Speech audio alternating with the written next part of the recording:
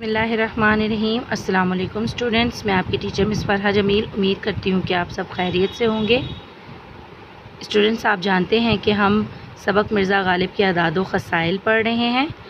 مرزا غالب کے اعداد و خسائل سبق مولانا الطاف حسین حالی نے لکھا ہے اور یہ ان کی تصنیف یادگار غالب سے لیا گیا ہے، جو کہ سوانح ہے غالب کی۔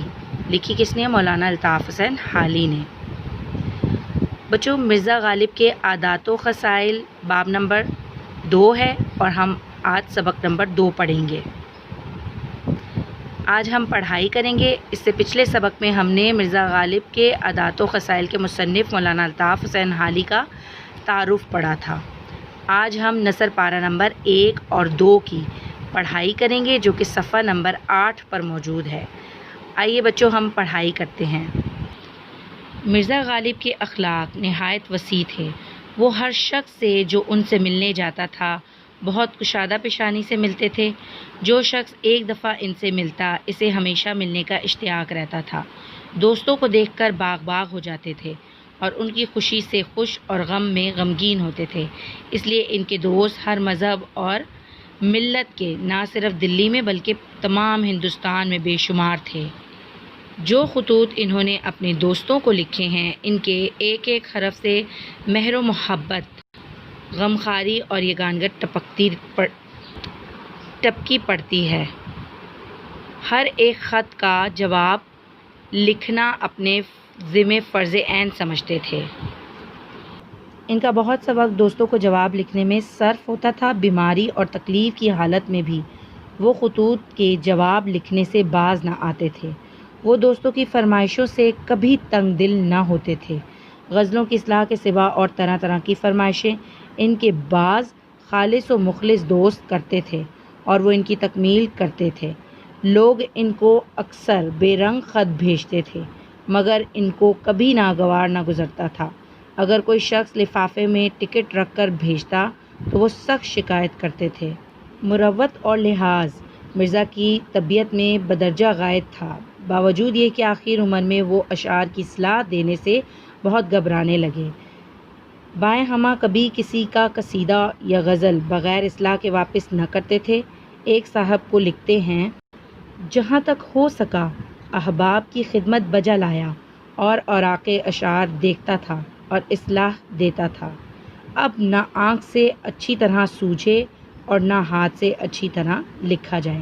تو بچوں، یہ 2 پیراگراف تھے۔ اب ان دونوں پیراگراف یعنی نثر پارہ کے اصلاح تلفظ دیکھتے ہیں۔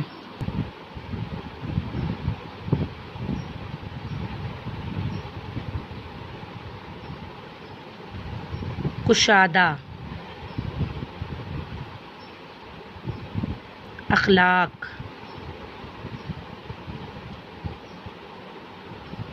مہر،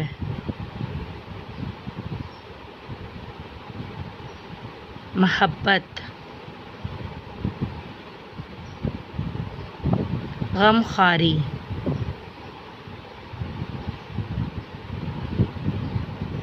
احباب، اوراق، سوجھے، مروت۔ تو بچوں، اب اصلاح تلفظ کے بعد ہم اخذ معنی دیکھتے ہیں۔ آپ نے اپنے پاس پینسل لینی ہے اور کتاب میں موجود ان الفاظ کے اوپر یہ معنی لکھنے ہیں۔ تنگ دل، کم حوصلہ، کنجوس، اشتیاق، شوق، خالص و مخلص دوست، کھرے اور سچے دوست، غمخواری، دکھ درد میں شرکت کرنا۔ بائیں ہمہ اس کے باوجود مروت، لحاظ، انسانیت، سخاوت، لحاظ، پاس، ادب، بدرجہ غایت، انتہائی، حد درجہ، بہت زیادہ۔ کچھ اخذ معنی ہم تصویروں کے ساتھ سمجھنے کی کوشش کرتے ہیں۔ فرض عین، خاص فرض، نہایت ضروری کام، بے رنگ خط، بغیر ٹکٹ کے خط۔ بچوں، ایسے خطوط جن پر یہ ٹکٹ نہیں لگے ہوتے تھے انہیں بے رنگ خط کہتے تھے۔ وسیع، کھلا، چوڑا، فراخ، باغ باغ ہو جانا، بہت خوش ہونا، یگانگت ایک ہونا، اتفاق اتحاد، کشادہ پیشانی سے ملنا، خوش اخلاقی سے ملنا،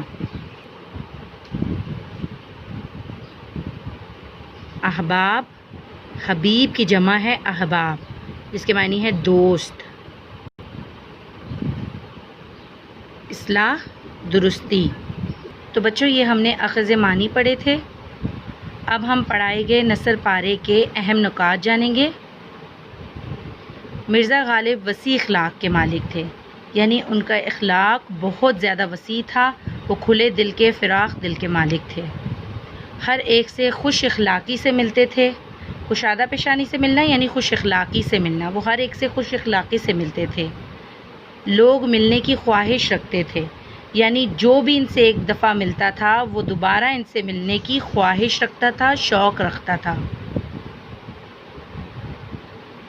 حلقہ احباب وسیع تھا ان کا، ہر مذہب اور ہر ملت کے لوگ دوست تھے ان کے، اور ان کے دوستوں میں شامل تھے، جیسے منشی ہر گوپال تفتہ بھی ان کے دوست تھے۔ دوستوں کے خطوط کے جواب باقاعدگی سے دیتے تھے، دوستوں کی فرمائشیں بہت خلوص سے پوری کرتے تھے۔ دوست بغیر ٹکٹ کے خط بھیج دیتے مگر کبھی خفا نہ ہوتے تھے۔ مروت اور لحاظ ان کے مزاج کی خاص خوبی تھی۔ بچوں ہم نے مروت پڑھا تھا کیا؟ سخاوت، اور لحاظ یعنی ادب ان کے اخلاق کی خاص خوبی تھی۔ صحت کی خرابی کے باوجود اشعار کی اصلاح کا کام کرتے تھے۔ تو بچوں ان دو پیراگراف میں ہم نے کیا پڑھا کہ مرزا غالب کے عادات و خصائل کیا تھے۔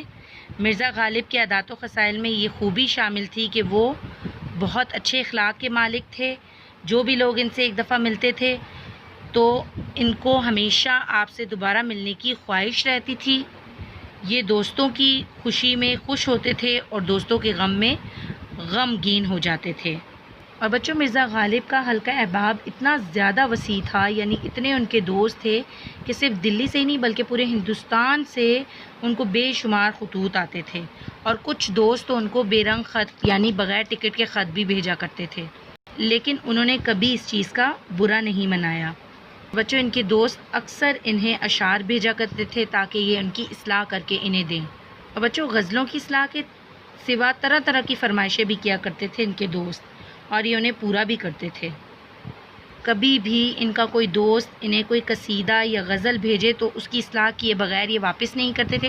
بچوں قصیدہ کسے کہتے ہیں؟ قصیدہ وہ نظم ہوتی ہے جس میں کسی کی تعریف یا برائی بیان کی جاتی ہے۔ تو بچوں یہ آج ہمارے دو نثر پاروں کی پہلے دو پیراگراف کی تفصیلات تھیں۔